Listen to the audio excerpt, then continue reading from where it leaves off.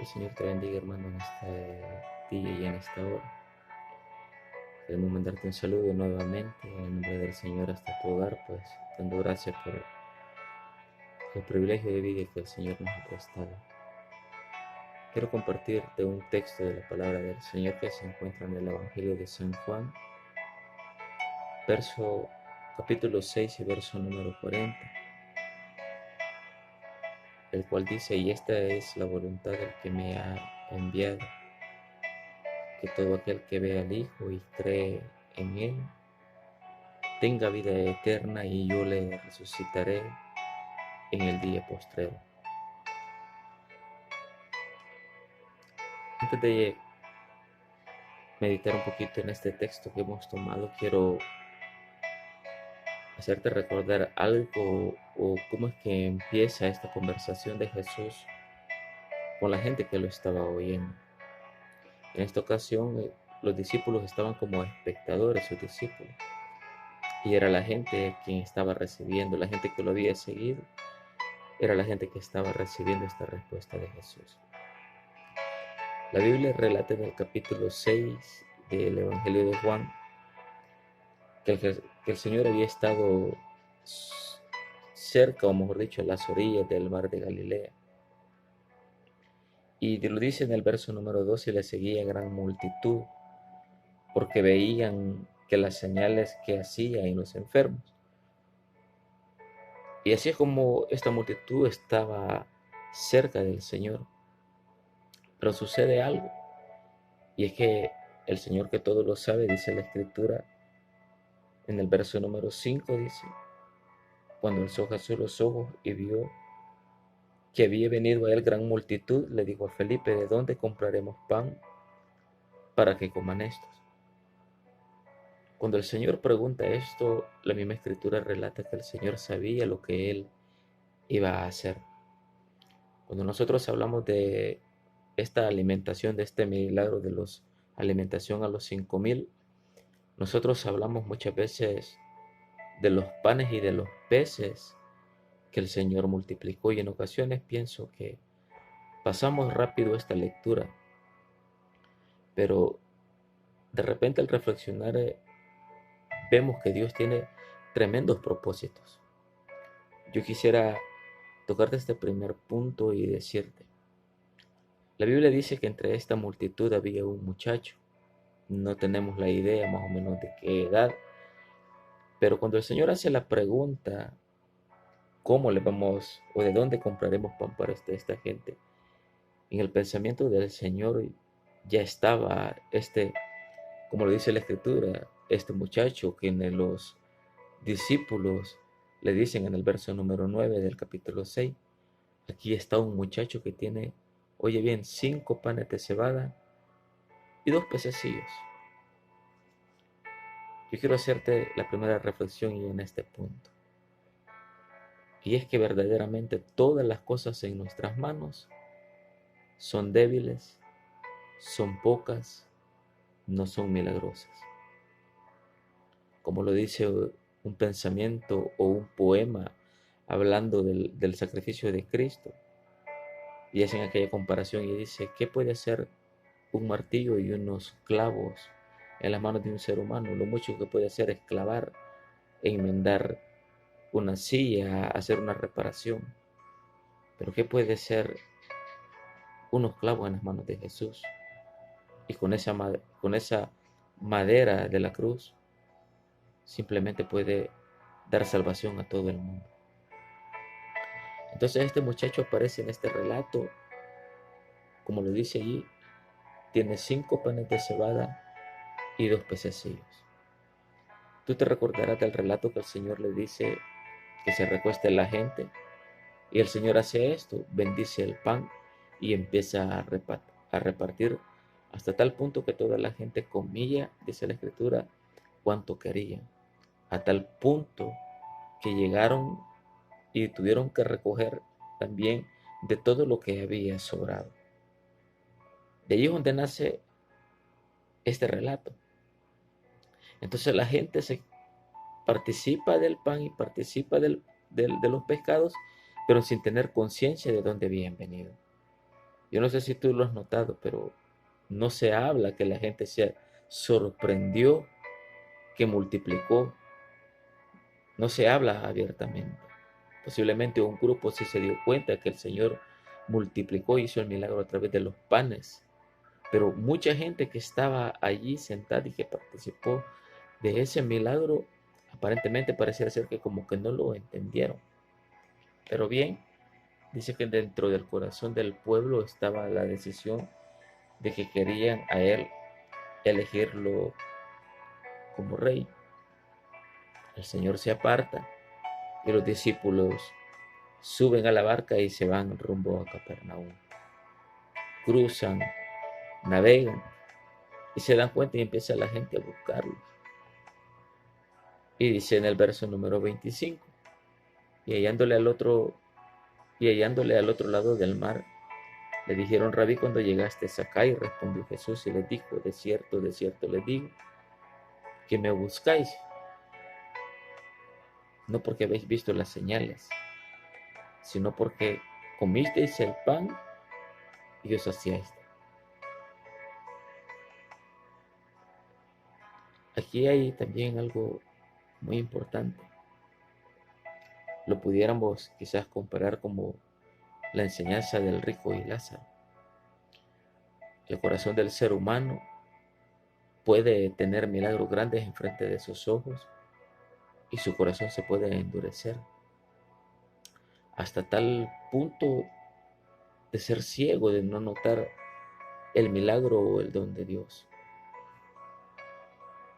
Jesús les dice: trabajad no por la comida que perece, sino por la comida que a vida eterna permanece, la cual el Hijo del Hombre os dará, porque a éste lo señaló Dios el Padre. Cuando el Señor expresa estas palabras a esa gente que ha participado de esos panes y de esos peces, aparentemente, según el relato, esta gente como que no se sintió muy conforme por lo que Jesús respondió. Ellos le preguntan en el verso número 28 y entonces le dijeron: ¿qué debemos hacer para poner en práctica las obras de Dios? Respondió Jesús y les dijo: esta es la obra de Dios, que creáis en el que Él ha enviado. Aquí hay una gran enseñanza que es lo que yo te quiero compartir. Podemos ser parte de la multitud, podemos ser parte de lo del milagro, podemos ser parte de los que participamos en el pan, en los peces, en aún movernos de un lado a otro para poder querer estar con Jesús, pero sin creer todavía en Él. ¿Cómo creer en Él? Nosotros los seres humanos los movemos a base de conceptos, de pensamiento, pero la fe es algo que va mucho más allá, como lo hemos leído en la carta a los Hebreos. La fe es el resultado, es lo que se cree, lo que se espera, sin ver, tal vez sin tener mucha información. Y Jesús les está diciendo, porque cuando la gente le pregunta, entonces, ¿qué debemos hacer para poner en práctica las obras de Dios? Jesús les dijo: esta es la obra de Dios, que creáis en el que Él ha enviado. Si Jesús estaba diciendo esto, quiere decir que posiblemente en muchos de ellos no habían creído verdaderamente. Sus ojos tal vez lo miraban como un profeta, tal vez lo miraban como un gran hombre, pero no como el medio, o mejor dicho, como el Hijo de Dios, como la salvación, como el Cordero de Dios que quita el pecado del mundo, como lo leemos en la palabra. El Señor les hace esa reprensión, que creáis en el que Él ha enviado. Y nota aquí también la otra parte, cómo responde la gente. Le dijeron en el verso número 30, entonces, ¿qué señal haces tú? Eso parece contradictorio, porque de esta gente que se ha movido hacia Capernaum para estar con el Señor, fueron los que habían participado del pan, los que habían comido. Yo quiero decirte que esos panes que ellos comieron eran panes milagrosos.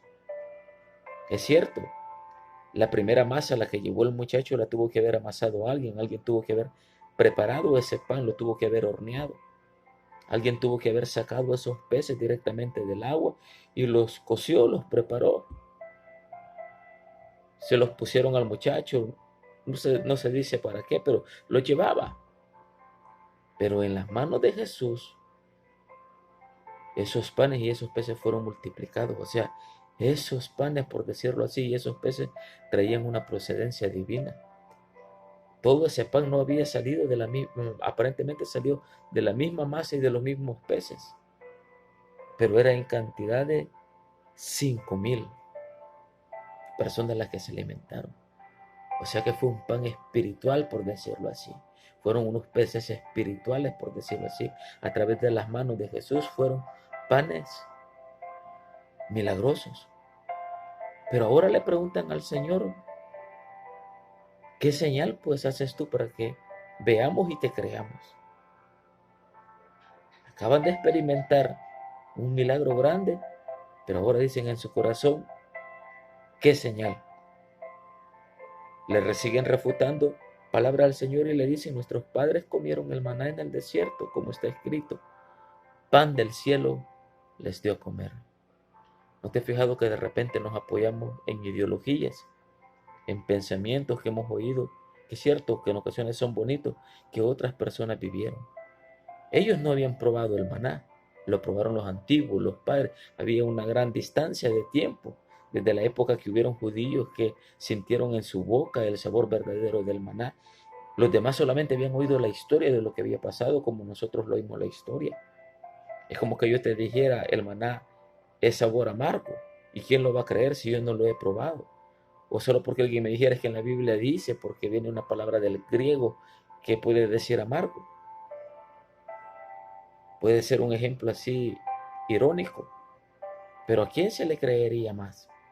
Entonces estos hombres estaban diciendo, nuestros padres comieron maná, ¿qué señal tienes tú? Ellos estaban apoyando en algo que ellos no habían bebido, que simplemente les había relatado de lo que Dios había hecho. Entonces ellos no miraban a Jesús como el enviado, como el Hijo de Dios. Habían participado del pan, habían participado de los peces sin discernir el milagro que Jesús había hecho. Entonces, como ellos se vanagloriaban en que los padres habían disfrutado maná de Dios, Jesús responde, nuestros padres, Jesús les dijo en el verso 32, de cierto les digo que no les dio Moisés el pan del cielo, mas mi Padre os da el verdadero pan del cielo, porque el pan de Dios es aquel que descendió del cielo y da vida al mundo.